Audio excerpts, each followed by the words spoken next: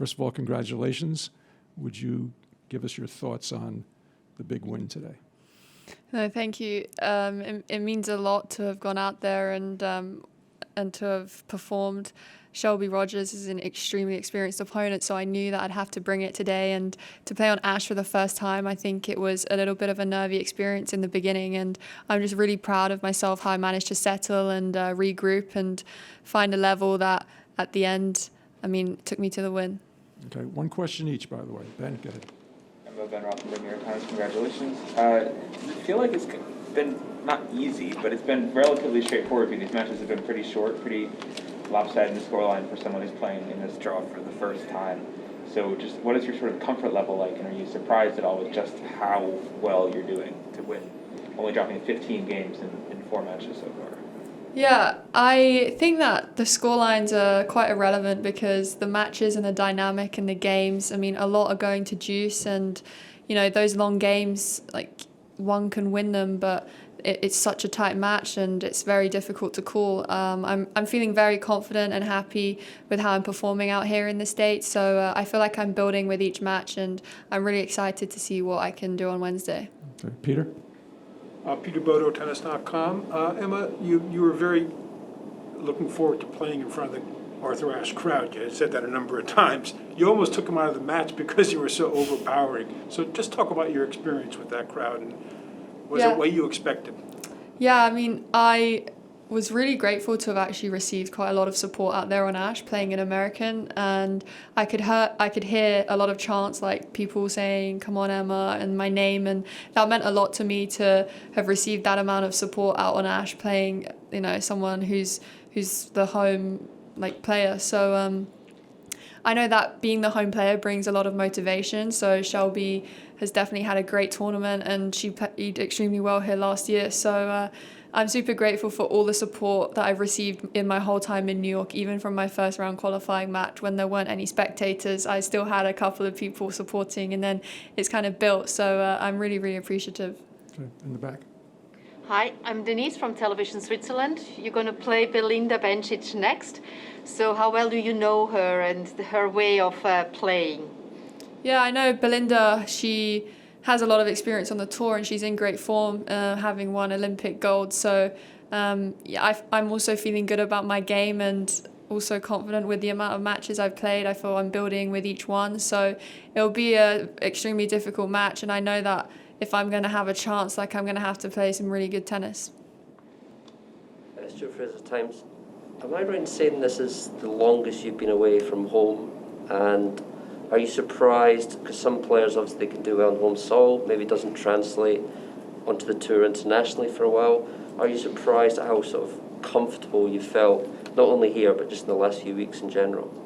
Yeah, my time has gone so quickly here in the States. I've been here for over 6 weeks now, and it's by far the longest trip I've ever done. But having gone to some really cool places out here, I've been to San Francisco, Chicago, New York, everywhere is just really cool, and the time's flown by. I've got a great team around me who we're just enjoying and taking care of each day, and it's just absolutely flown. And then when you're in the tournament, it's all about preparing and recovering for the next match. Matt Futterman from the New York Times. When you were signing autographs after the match, they were playing One Direction, and I'm realizing that you're young enough that might actually be where your musical taste is. Are they one of your bands? When I was younger, for sure, we would do they were called video stars back in the day of them on our trips away, on our Tennis Europe trips, but not so much in the recent years. Very nice, Matt. Emma, Steve Brenner from The Sun. Andy, when Andy Murray won here, you were probably 8 or 9 years old. Just wondered if watching Andy, during his career, did that inspire you at all? Was there any other players in particular that sort of, you looked up to when you were a kid?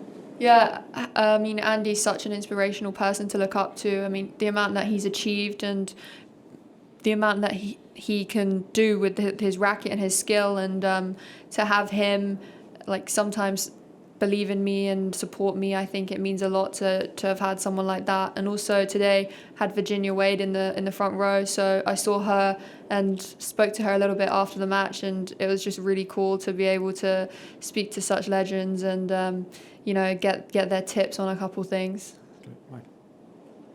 Emma, just kind of in terms of the reaction from home that you're gleaning, you only left school this summer. I mean, do you still get kind of messages from school friends and things that, maybe people of your age who are kind of living very ordinary lives compared to what you're doing? Yeah, I've got quite a lot of messages from my school friends, and it's really nice that we're still in contact, even though we left. I mean, it was quite a short time ago, but my parents actually ghosted me after the match. I mean, I texted them, but they didn't reply, even though they were online. So yeah, that meant something. But yeah, it's just been such a supportive reaction and atmosphere after Wimbledon, and here, I mean, I'm just feeling really, really happy, and I think that's really showing in my game on court. Courtney Nguyen, WTA Insider. Emma, I think before the tournament you'd given an interview about geeking out a little bit on the architecture in San Francisco, going over the Golden Gate Bridge. She'd been to Chicago, New York, two very architecturally unique cities. Have you spent any time kind of taking that in? I mean, what are you doing to take your mind away from what you're doing right now? Yeah, Chicago is very cool. I got to see the Bean on my last day, and that was a very, very cool piece of art. But in New York, I honestly haven't been able to go out and see that much. I'm planning that all for the end, where I'm just gonna tee off on absolutely everything from food to sights to all of it. But to switch off, I think that me and my team do a really good job of just, enjoying each other's company. And we have some routines. We'll go get dessert in Times Square, frozen yogurt. Yeah, yesterday was the Formula One, so I managed to catch that in the morning, the Dutch GP. And yeah, so that routine never changes. Okay. Craig, last question in the room, and then we have to go virtual. Emma, Craig Gabriel, 9 Radio Australia. If it's not One Direction, who is it now, and what are you listening to? It varies so much. I have different genres for all the different situations. I do like a little bit of rap, but sometimes it makes me sleepy, so I won't listen to it pre-match.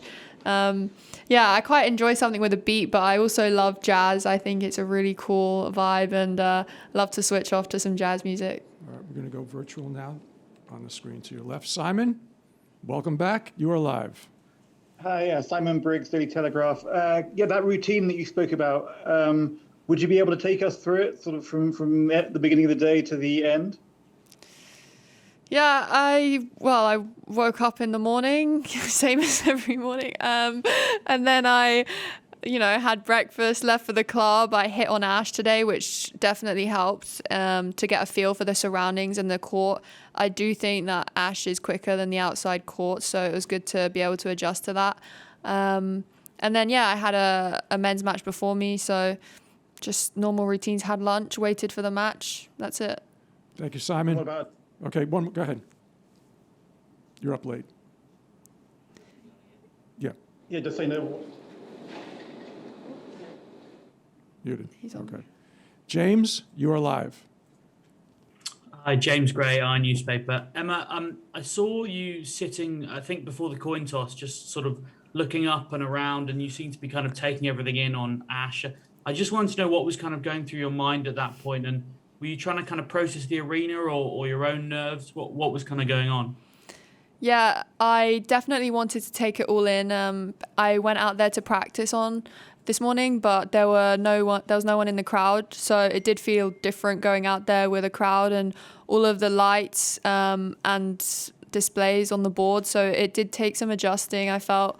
But yeah, I mean, I thought I was just soaking it all in, really. I was really trying to enjoy the moment, and it's something that you kind of dream of, to play on Ash. It's the biggest court in the world, and so soon I really didn't expect to be here, so I just really wanted to be in the present and take it all in. Thank you. Last question online. Eleanor, you are live. Hi, Emma. Eleanor Crooks from PA. Just on a similar theme, really. Leila Fernandez said yesterday that she wasn't surprised by anything that she's achieved here. I mean, are you surprised by what you've achieved, and have you allowed yourself to sort of think about the bigger picture and everything that you've done yet, or are you saving that? Yeah, I think, Layla's achieved great results. I think everyone's on their own trajectory. Personally, I am surprised that I'm here. I didn't expect it. I knew that I was doing a lot of great work and that would pay off someday, but you never know when. So I'm just super appreciative of the moment. And having to be here in the US Open quarterfinals after not playing for 18 months is absolutely just incredible.